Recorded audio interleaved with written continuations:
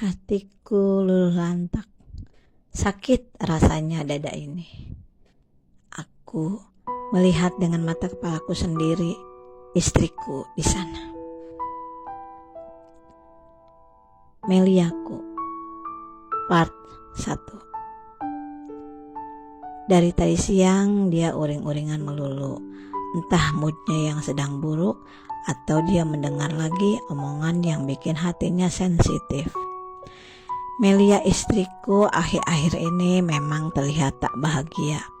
Sebentar-sebentar mengeluh, lalu mendumel, malah terkadang menangis tanpa ku tahu sebabnya.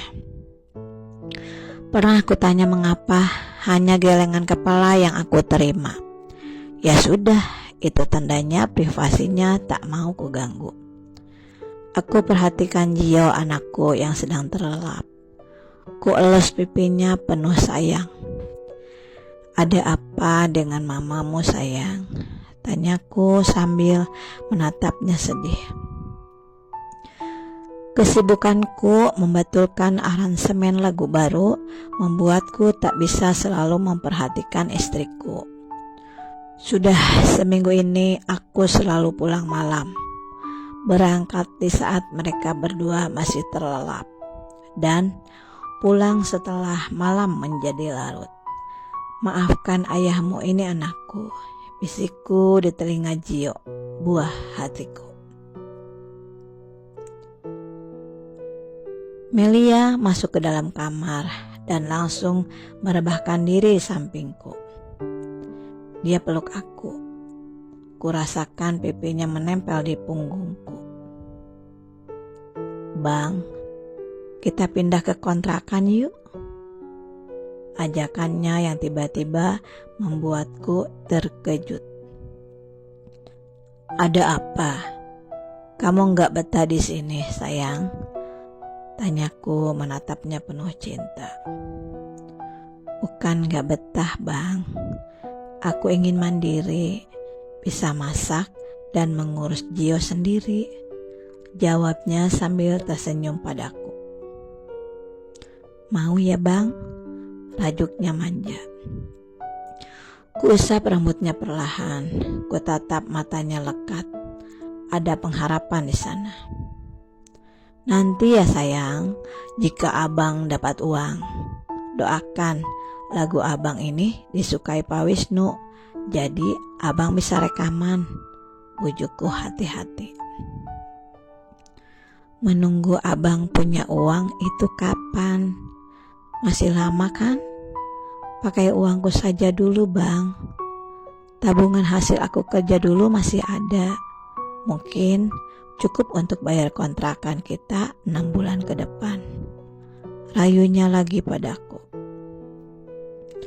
Aku gelengkan kepala sembari menatapnya sedih. Maafkan abang ya sayang. Abang tidak bisa mencukupi kalian. Abang belum bisa membuatmu bahagia. Aku cium pipinya dengan sayang.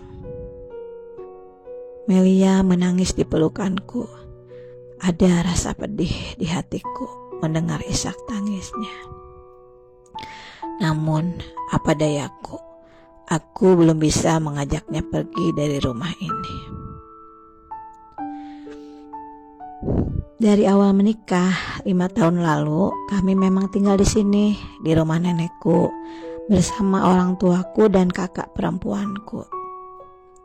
Aku yang merupakan anak bungsu tidak diperbolehkan emak dan abah pergi dari rumah ini, meskipun aku sudah menikah. Dan itu membuat Melia merasa tidak nyaman. Melia, istriku, adalah anak pertama dari 2 bersaudara.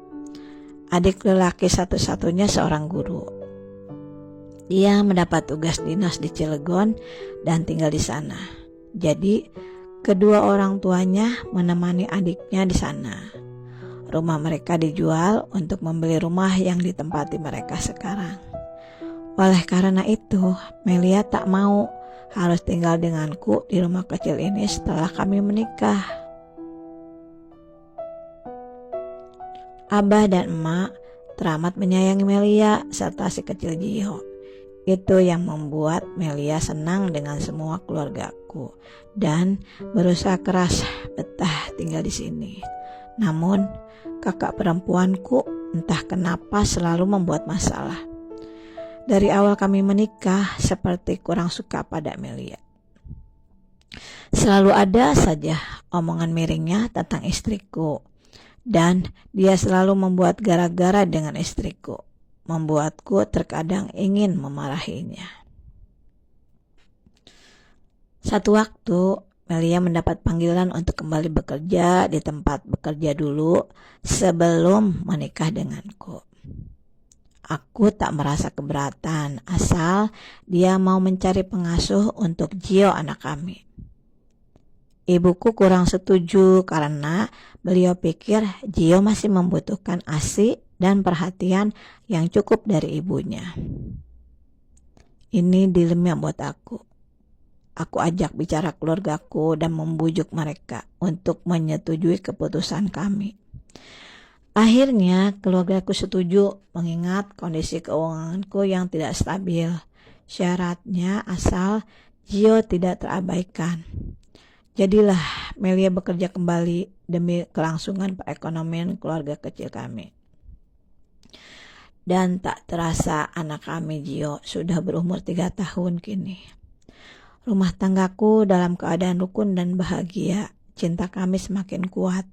Meski karirku masih belum ada perkembangan. Kami tetap saling sayang.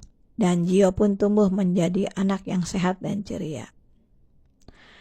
Sampai suatu malam, seminggu yang lalu tepatnya, kakak perempuanku membawa kabar tidak mengenakan. Dia bertemu Melia di kafe, sedang berduaan dengan seorang laki-laki. Menurutnya, mereka terlihat mesra dan Melia kaget saat melihat kakakku. Aku yang tak percaya omongannya berusaha mengabaikan cerita itu karena aku curiga dengan penilaiannya yang selalu tidak objektif terhadap istriku. Suatu hari pernah aku tanyakan pada istriku. Melia mengatakan bahwa itu manajernya. Mereka habis mengadakan pertemuan dan tadinya mereka tidak hanya berdua di sana. Yang lain sudah mendahului pulang katanya.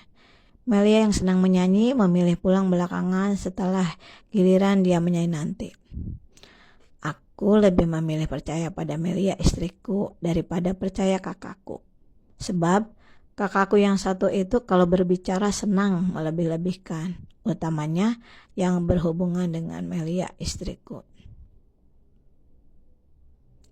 Dan hari ini kepalaku serasa dihantam sebuah godam besar. Hatiku pun luluh lantak. Aku melihat dengan mata kepalaku sendiri.